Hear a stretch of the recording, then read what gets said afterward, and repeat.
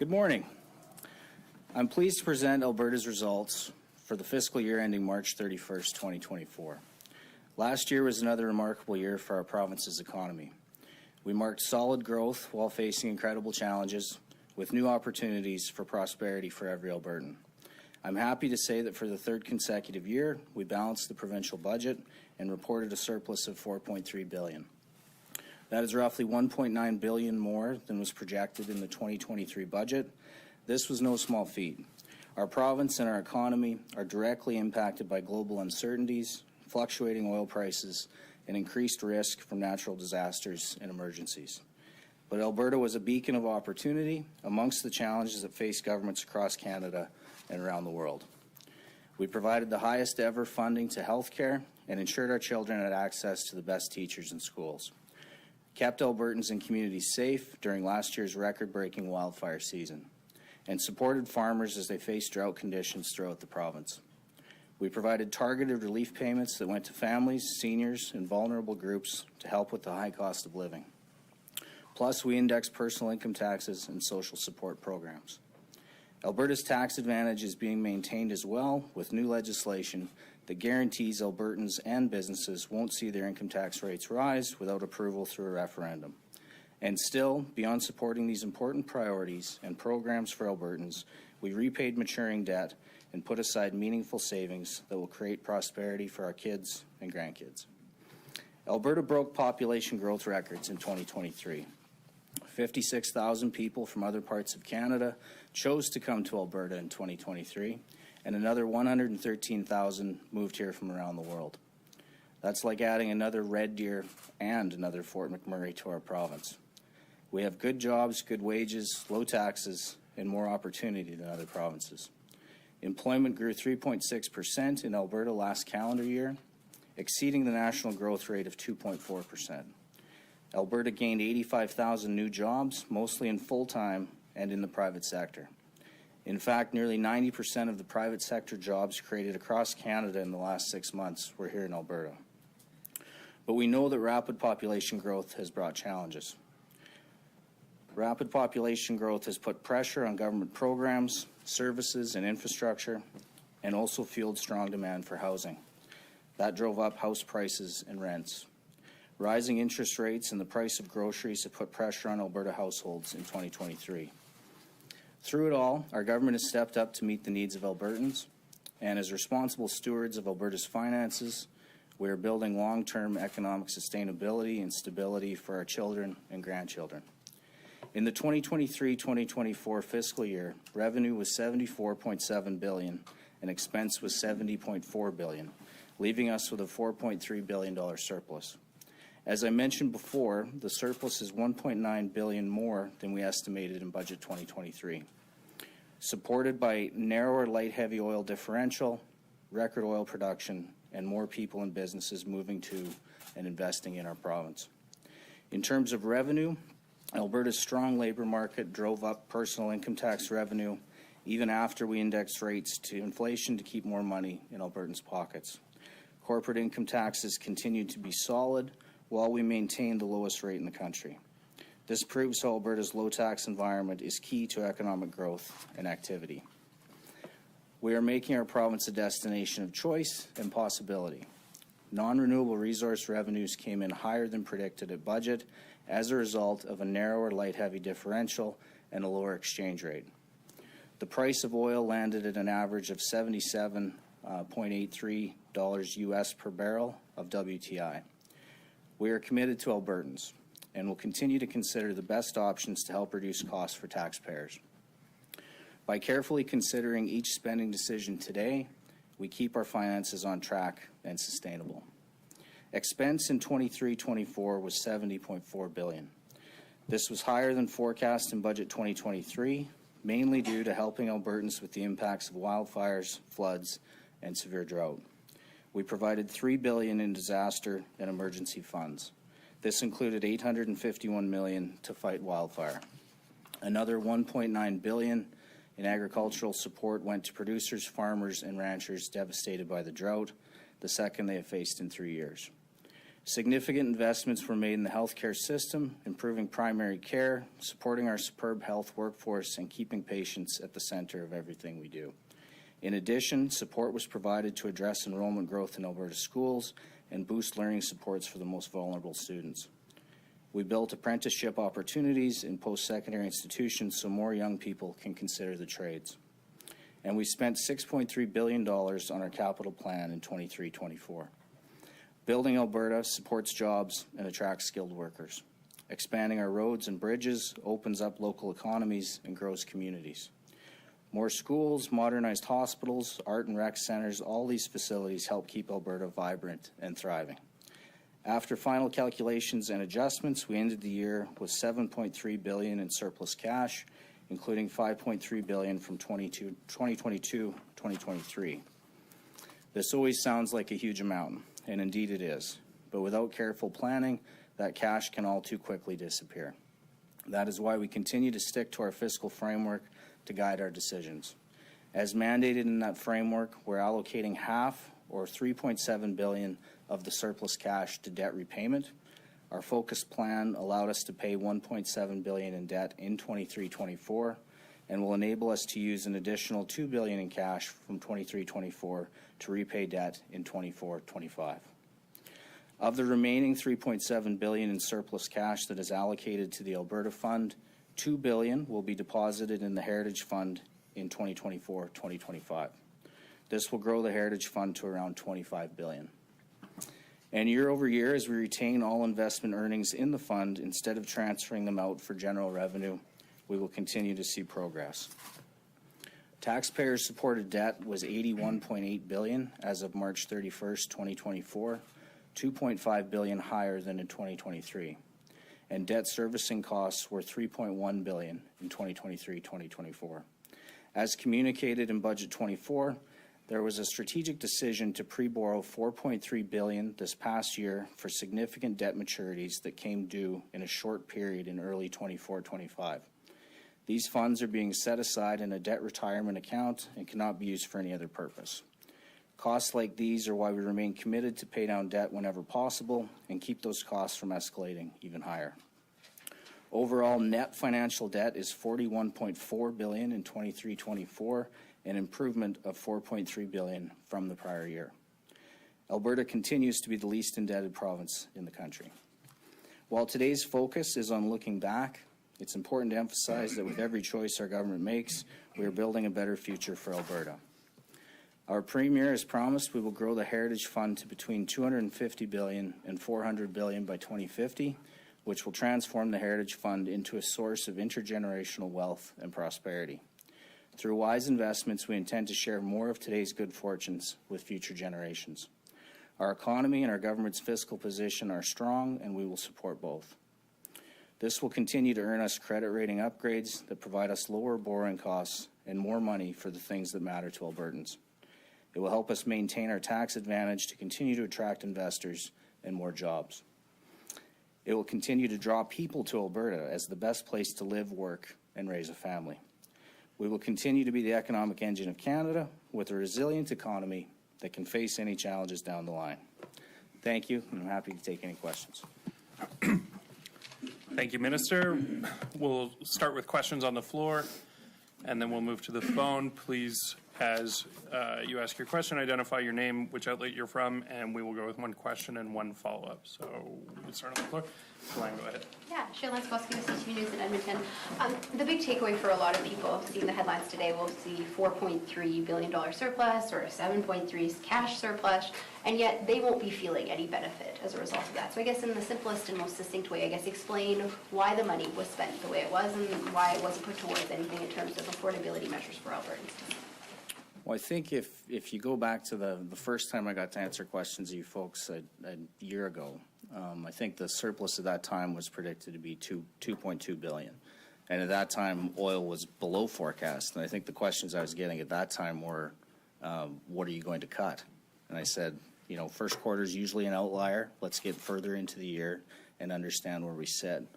But with our fiscal framework, it provides a lot of rigidity around the decisions that we make around budget. So it provides upside for the province when some of these sensitivities go in our favor, whether that's WTI or the exchange rate.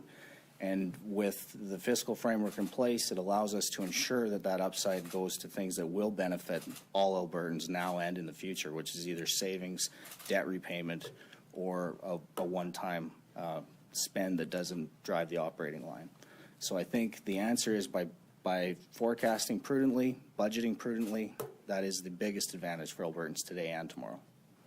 And just as a follow-up, it's slightly unrelated to today's update, but I just want to ask about the fuel tax. Will there be any, I know WTI, I think as of last night, looking around $84. So I guess just in terms of any changes that we can expect and any relief at the pump ahead of July 1st. I believe, I haven't checked in a couple hours, but I think WTI is at about 81.70 today. The average for the monitoring period coming up before July 1st was about 77.80. So there will be no relief coming July 1st. Go ahead, Catherine. Sure. So Catherine Yurkowski, Alberta Today. So compared to 2022-23, revenue was down 1.4 billion, but spending was up 5.9 billion. So if this continues, it's going to be pretty tough to stick to that no deficit requirement for the fiscal framework. So what do you think has to change? Well, I think prudent budgeting going forward, as we showed in the out years, we're still predicting surpluses in the out years. And so we'll monitor that new information going forward. Obviously, there will be pressures with population growth like we're seeing, but we are seeing increases in personal income tax as well as very stable corporate income tax lines. So it'll all have to be assessed as we roll into the next budget.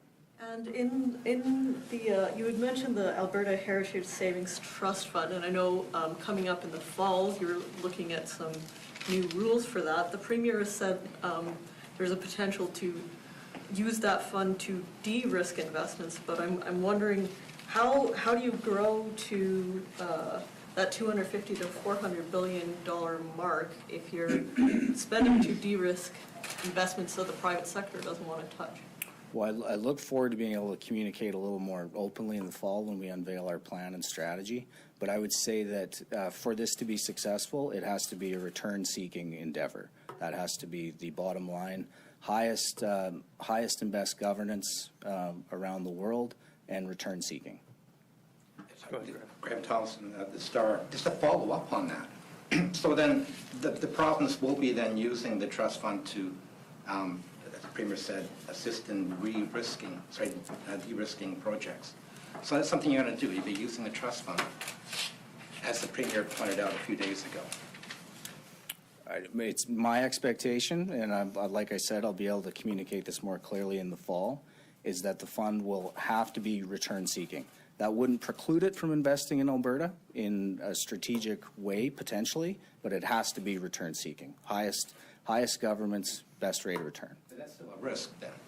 So you're saying the fund right now does do investments, but with the Premier talking about them potentially then investing in Alberta, is the risk here we're putting too many eggs in one basket then with the fund? Well, I think that would be a question for the management of the fund at the time, which will become a lot more clear, Graham, as we roll into the fall. But like I said, it has to be return-seeking. That's the bottom line. Yeah, supplementary. So I do have a supplementary. Something I think I've asked you before. I've asked previous finance ministers going back decades. But more recently, there's been talk, of course, when Travis Taves was the finance minister, about a panel, a blue ribbon panel, looking at revenue. You know, you're looking at cutting back in 2019 revenue. The panel looking at that. You know, we're on this roller coaster still. We're get off the roller coaster. Are you looking then at actually putting together a blue ribbon panel looking at revenue for Alberta? I think it would be a good idea for Alberta to do that at some point in the future. I don't have any concrete plans to do that in this mandate. But I would point to the fact that we constantly do it as a department and a government. And I would point to some of the increases that you saw in Budget 24, maybe specifically around land titles. Thanks. We'll go to the phones for a couple of questions. We'll come back to the floor. Operator, can you please put through the first caller? Thank you. The first question from Rick Bell from Post Media. Please go ahead. The line is open. Good day, Minister. I want to go back to sort of a variation of the first question that was asked here today. So it looks like there's not going to be a break on the fuel tax. I think you said that, just to be clear, if you could reiterate that. And there's obviously not going to be an income tax cut yet. And you're talking about all these wonderful things that are happening to the economy, but a lot of people aren't feeling it because I don't really care how many people have Ontario plates moving to Calgary or how many people from BC are flipping their houses and moving to Alberta.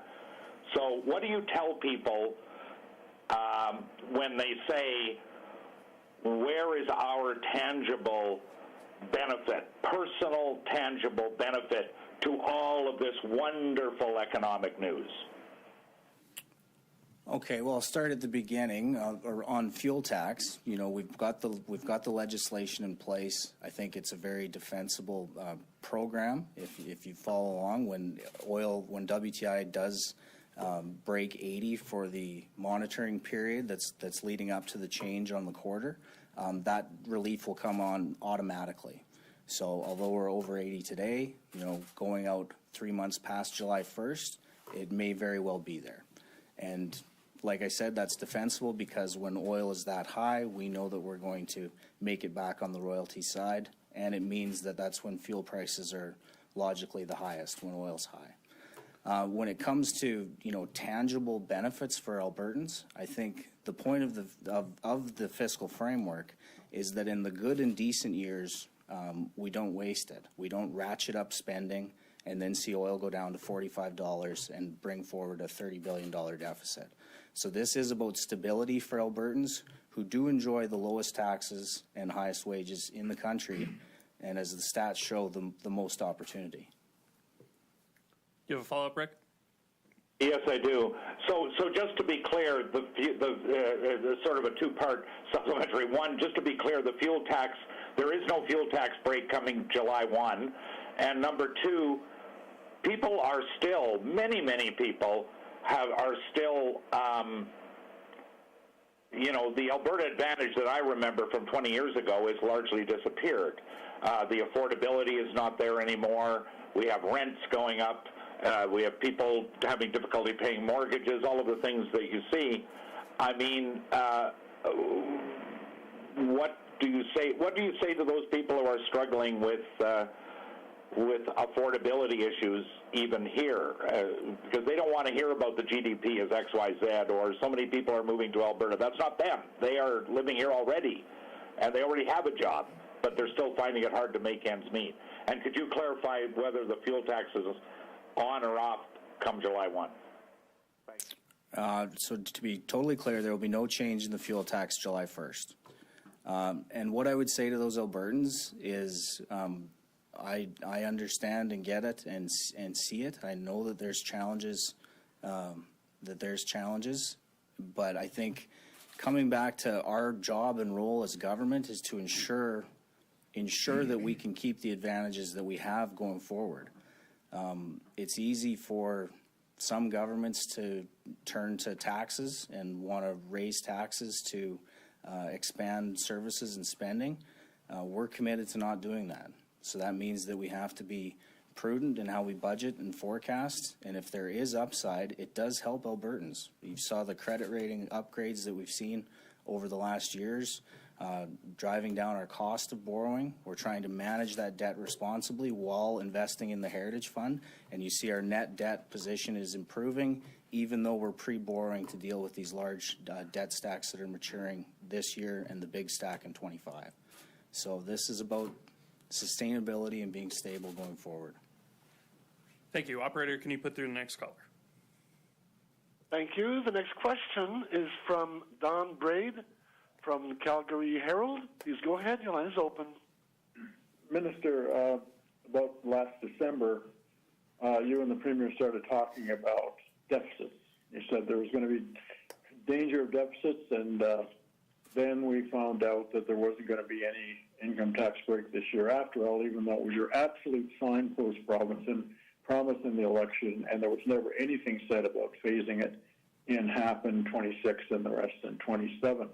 I wonder how you justify that now when you're sitting on a $4.2 billion surplus and projections of surpluses into the future as well, smaller, but who knows, they could be huge.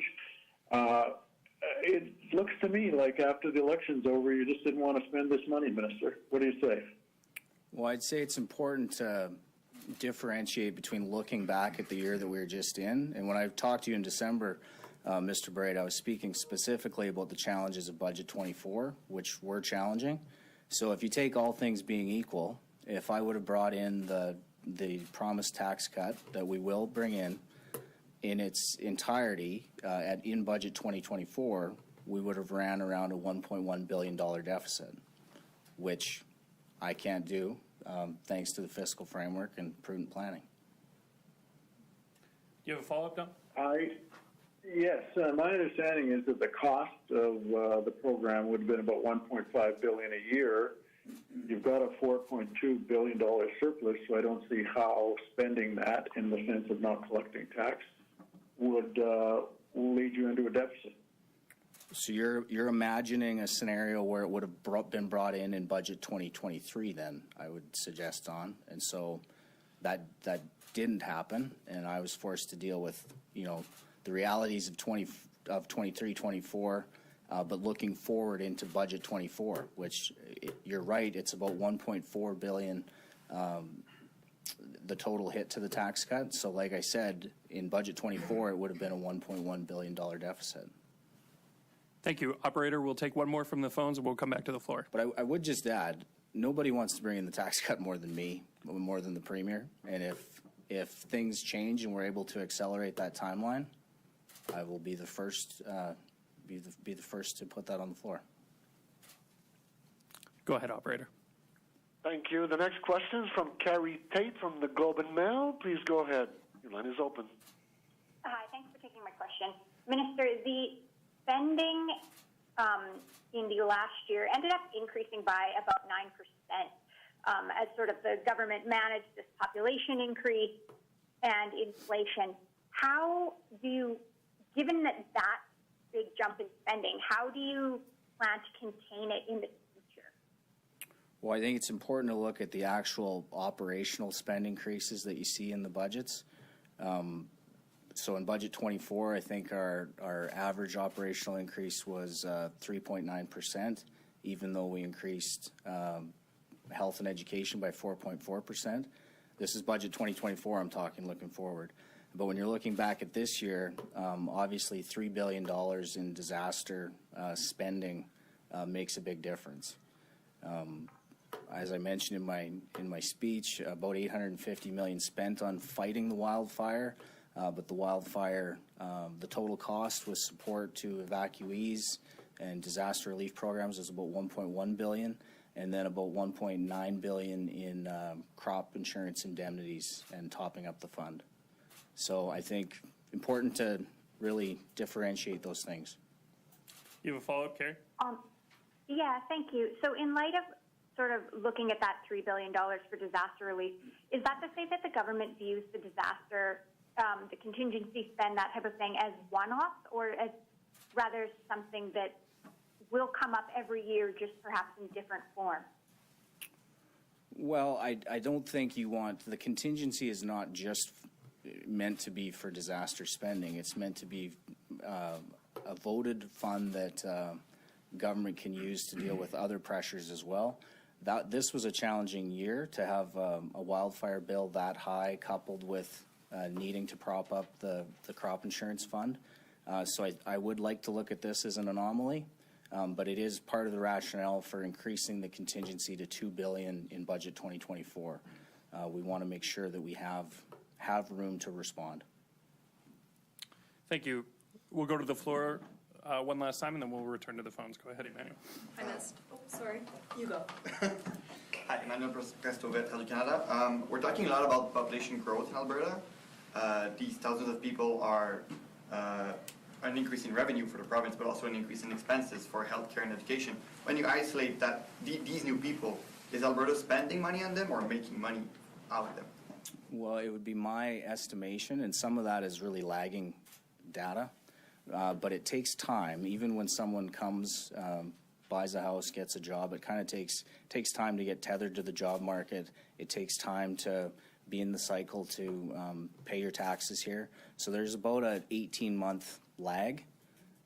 We do think that it will be a positive for Alberta, but the increased growth does cause real challenges in the short term. You have a follow-up? Yep. And in your key objectives, you want Alberta to have a resilient economy, but in the annual report, it acknowledges that Alberta relies heavily on revenues that's volatile and unpredictable. So how can you reconcile these two realities?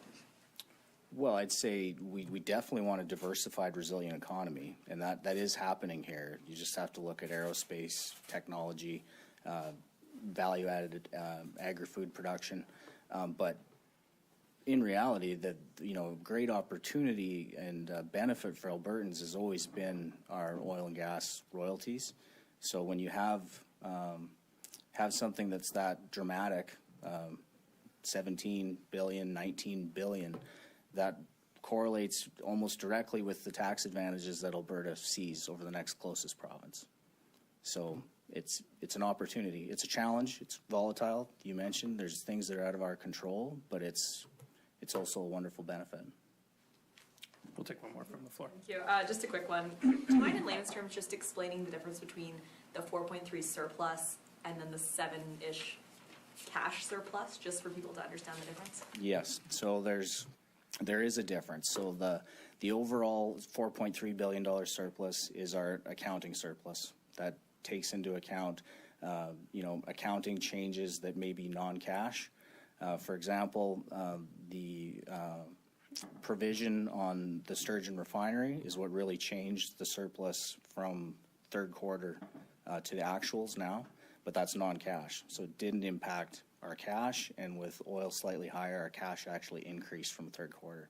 So when you're looking at the net side, you have to look at the retained earnings in the Heritage Fund, the endowment funds, all of the other things that are part of Alberta's consolidated balance sheet, but cash is very different. And then recognizing Alberta's ongoing reliance on oil, how difficult is it for you as finance minister to, Premier talks about it a lot, to ride that oil roller coaster revenue when you're trying to future plan? Well, I think the importance is, and it is, the other finance ministers tell me that this is the toughest job in the country because of that, but I think it's also a great opportunity. But I think you do have to have very prudent forecasting, and I think you have to have conservative forecasting. I know I was asked at the budget, are we conservative enough? And I said that we use industry forecasters and we try to be in the bottom half or bottom third just to ensure that there is that potential upside, because the downside is unavoidable. Any more from the floor? We'll take one more from the phone. Operator, can you put through our last caller? Thank you. Next question is Jackie Carmichael from Edmonton Journal. Please go ahead. Your line is open. Okay. The UCP government is going to be tucking away almost $4 billion in 2 years into the Heritage Fund at a time when hikes in interest rates have the government also stressing the need to retire debt. Why not put that money into retiring provincial debt? Great question, and I'm glad you asked it, Jackie. So I think it's important, in my view, to look at the net position. When you have the Heritage Fund in its current form, averaging 7% and 8% over a 10-year term with netted costs out, and you look at our average debt costs currently, it's a benefit to Albertans. Our plan is to even make that difference even more dramatic going forward. So we want prudent management on the debt side to drive down our costs of borrowing, and we want to see increased returns on the Heritage Fund side. And I would equate it, trying to make it relatable. You have RSPs, but you also have a mortgage on your house. In many instances, I doubt you would cash out your RSPs to pay off your mortgage. So it makes sense for the net benefit of the province.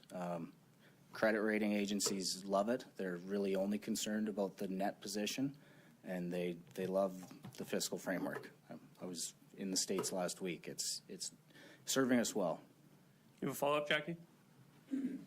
Yeah, the term taxpayer-supported debt of $81.8 billion.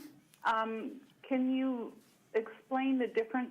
What that figure entails? Right. So that is the debt as it says that is supported by taxpayers. We also have debt that we take on behalf of municipalities and airports, but it's offset because they're paying us back, but they're using our borrowing power at the capital markets.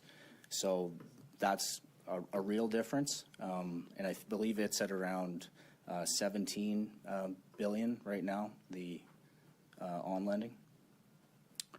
Thank you. Operator, just confirming there are no more callers in the queue. No more questions, no. Thank you. That concludes our press conference. You got some time off this summer? You want to go somewhere? Not yet, but I'm hoping to be at Calgary Stampede and hopefully get a little time with the family. Yeah. Did you guys get all you need? I was just going to ask, just as a follow-up, when you said that if things change in terms of accelerating a timeline for the proposed tax cut, I guess like looking into the crystal ball, and obviously we don't know what can happen, but what would perhaps oil need to be? Like what would need to change? What would the surplus need to look like in the next, say, quarterly update in order for you to accelerate that timeline? Well, it would be a combination of where the revenue's going and where our expenses are going. So part of the challenge right now is we haven't even received our first quarter submissions from the ministries. So you really have to take that in balance. But if there's room, I think we publicly said that we would bring it forward and legislate it in budget 25 and then bring in to 9% in 26, 8% in 27. If we can accelerate that, we will. Just in time for the election. I got a sturgeon refinery question though, because overall, it's a good thing when the oil price differential narrows, but it looks a whole lot worse when it comes to sturgeon refinery. Like, how do you feel when you see the changes and the boondoggles of that just get worse and worse? If I had a DeLorean and I could go back to 2009 when they started talking about this, I think I'd give some sage advice. But we continue to try to make it better on behalf of Albertans. It is a hedge in some ways against oil prices. It works best when diesel's high and inputs are low. But yeah, it continues to be monitored. Thanks, Minister. Thank you very much. Thank you all.